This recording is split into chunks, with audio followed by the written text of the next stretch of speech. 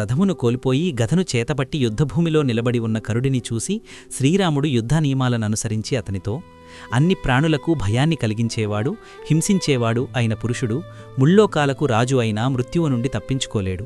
ఇక నీలాంటి అల్పుడి గురించి చెప్పేదేముంది? లోకానికి కంటకమైన భయంకరమైన పనులు చేసేవాడిని ఎంత దయగలవారైనా చంపకుండా ఉండలేరు.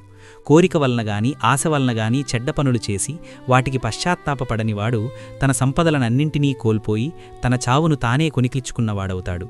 అలాగే నీవు కూడా చస్తావు. దండకారణ్యంలో ధర్మంగా నివసిస్తున్న ఋషులను చంపి నీవు సాధించుకునేది ఏముంది?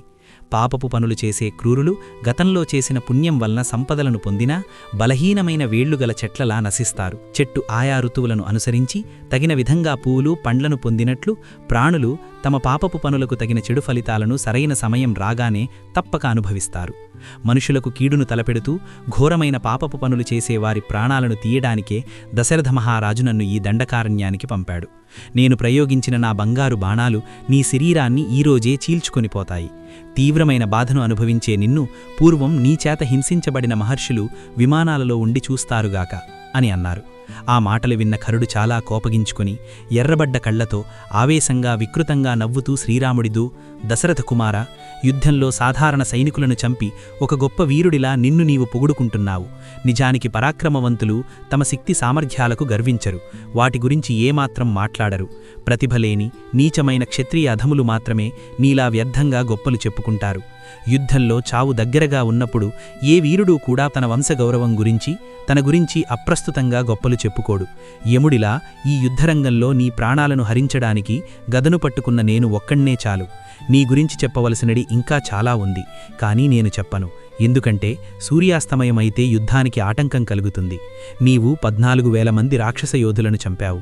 కాబట్టి నిన్ను చంపి దానికి ప్రతీకారం తీర్చుకొని వారి బంధుమిత్రుల కన్నీరు తుడిచేస్తాను అంటూ ఖరుడు చాలా కోపంతో నిప్పులు చిరుగుతూ తన గదను శ్రీరాముడిపైకి విసిరాడు. మంటలను చిమ్ముతున్న బలమైన ఆ గద చెట్లను పొదలను కాల్చివేస్తూ శ్రీరాముణ్ణి సమీపించింది. అప్పుడు శ్రీరాముడు అగ్ని కణాలను చిమ్ముతూ యమపాసంతో సమానమై ఆకాశం నుండి తన వైపునకు వస్తున్న ఆ గదను తన బాణాలతో ముక్కలు ముక్కలు చేశారు. నిరాయుధుడిని చంపడం తప్పు అని భావించే శ్రీరాముడు చిరునవ్వు నవ్వుతూ ఆశ్చర్యానికి లోనై ఉన్న ఖరుడితో, రాక్షసాధమా, నీ బలాన్నంతా చూపించావు కదా, ఇదేనా నీ బలం? ఈ గద శత్రువులను చంపడంలో తిరుగులేనిది అని నీవు ఇంతవరకు గర్వపడ్డావు కదా, కాని అది నా బాణాల దెబ్బకు ముక్కలు ముక్కలై నేలపాలయ్యింది. యుద్ధభూమికి బలి అయిన రాక్షసుల యొక్క బంధుమిత్రుల కన్నీటిని తుడిచేస్తాను అని నీవు పలికావు. ఆ మాటలన్నీ అబద్ధాలైనవి కదా. నీవు నీచుడవు, హీనస్వభావుడవు, చెలునడవడిక కలవాడవు, రాక్షసుడవు. కనుక ఈరోజు నా బాణాలతో నీ కడుపును ఛేదించి నీ మెడను ఖండిస్తాను. నీ శరీరం నుండి కారుతూ నురుగులతో బుడగలతో ఉండే వేడి రక్తాన్ని భూమి పానం చేయగలదు. నీవు మరణించడంతో మునులందరూ ఈ ప్రదేశంలో నిర్భయంగా తిరుగుతారు. ఇంతవరకు ఇతరులకు భయాన్ని కలిగించిన రాక్షస స్త్రీలు తమకు ఆత్మీయులైన రాక్షసయోధులందరూ మృతి చెందడంతో కన్నీరు మున్నీరుగా ఏడుస్తూ దిక్కులేనివారై నా భయానికి ఇక్కడ ఉండలేక పారిపోతారు. చెడ్డ నడవడిక గల నిన్ను భర్పగా పొందిన నీ భార్యలందరూ నీలాగే చెడ్డ నడవడిక గలవారయ్యారు. నీ మరణం కారణంగా వారు అన్ని సుఖాలనూ కోల్పోయి శోకంలో మునిగి విలవిలలాడుతారు. ఖరుడా, నీవు క్రూరుడవు, నీచుడవు, అల్పబుద్ధిగలవాడవు, ఎప్పుడూ బ్రాహ్మణులను బాధించేవాడవు అంటూ శ్రీరాముడు ఇలా మాట్లాడుతుండగా ఖరుడు చాలా కోపంతో ఆవేశంతో భయపడవలసిన సమయంలో కూడా నిర్భయుడవై మంచి చెడులు మరిచి మాట్లాడుతున్నావు. నీకు మృత్యువు దగ్గరగా ఉన్నట్లు తెలుసుకోలేకపోతున్నావు. ఆయువు మూడినవారు వివేకాన్ని కోల్పోయి కార్యాకార్య విచక్షణకు దూరమవుతారు అంటూ ఆ రాక్షసుడు కోపంతో శ్రీరాముణ్ణి దెబ్బతీయడానికి యుద్ధ సాధనం కోసం అంతటా కలయజూశాడు. అప్పుడతనికి దగ్గరలోనే ఒక మద్ది చెట్టు కనిపించింది.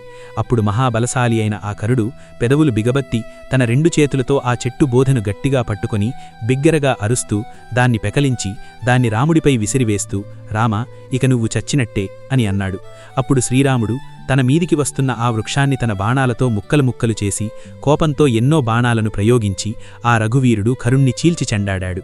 రాముడి బాణాలకు ఖరుడి శరీరంలో ఏర్పడిన గాయాల నుండి నురుగులతో కూడిన రక్తం పర్వతం నుండి ప్రవహించే నీటి ధారలలాగా ఎడతెరిపి లేకుండా కారసాగింది.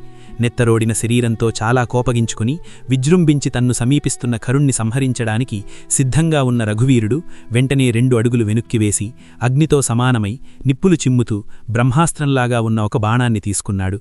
ఆ అస్త్రాన్ని ఇంద్రుడు అగస్త్యుడి ద్వారా శ్రీరాముడికి ఇచ్చాడు. రఘువీరుడు ఆ అస్త్రాన్ని సంధించి కరుడిపై ప్రయోగిస్తూ ఆ బాణాన్ని చివరి వరకు లాగి వదిలాడు. అప్పుడది పిడుగులా భయంకర ధ్వని చేస్తూ కరుడి వక్షస్థలాన్ని చీల్చింది. పరమశివుడి కంటిమంటకు అంధకాసురుడు బూడిదైనట్లు శ్రీరాముడి బాణపు అగ్నికి ఖరాసురుడు కాజిపోయి నేలకొరిగాడు. శ్రీరాముడు కరుణ్ణి చంపినందుకు చాలా సంతోషించి రాజర్షులు, బ్రహ్మర్షులు అక్కడికి చేరి ఆయన్ని పూజించి ఆయనతో, రామా, దేవీంద్రుడు ఈ ఖరసంహారం కోసమే శరభంగాశ్రమానికి వచ్చాడు. ఈ రాక్షసులను చంపడానికే మహర్షులు నిన్ను ఇక్కడికి తీసుకుని వచ్చారు. రఘువర, ఈ గొప్ప కార్యాన్ని చేసి మాకు మేలు చేశావు అంటూ దుందుభులను మ్రోగిస్తూ అన్ని వైపుల నుండి శ్రీరాముడిపై పూలవర్షాన్ని కురిపించారు. శ్రీరాముడు పుదునైన తన బాణాల వరసచేత ఖరద్దూషణాది ప్రముఖ రాక్షసులతో పాటు క్రూరులైన 14,000 మంది రాక్షస యోధులను 1.5 గంట కాలంలో మహాసంగ్రామంలో మట్టి కరిపించాడు.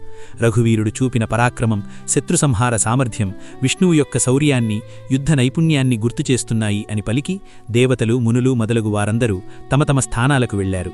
ఇంతలో లక్ష్మణుడు సీతాదేవిని వెంటపెట్టుకుని పర్వతగుహ నుండి బయటకు వచ్చి తిన్నగా ఆశ్రమంలో ప్రవేశించాడు. తరువాత శ్రీరాముడు ఆ మహర్షుల ప్రశంసలను అందుకొని ఆశ్రమంలో అడుగుపెట్టాడు. అప్పుడు లక్ష్మణుడు ఆ ప్రభువును పూజించాడు. తన భర్త యొక్క అపూర్వ విజయానికి, అత్యద్భుతమైన శౌర్య పరాక్రమ వైభవాలకు జానకి పరమానందభరితురాలయ్యింది. అప్పుడు ఆ దేవి తన ప్రాణేశ్వరుణ్ణి పట్టరాని సంతోషంతో కౌగలించుకుని మళ్లీ తన హృదయానికి హత్తుకుని సంతోషపరవశమయ్యింది. ఈ వీడియో ఇంతటితో సమాప్తము. తరువాతి భాగంతో మళ్లీ కలుస్తాను. జై శ్రీరామ్.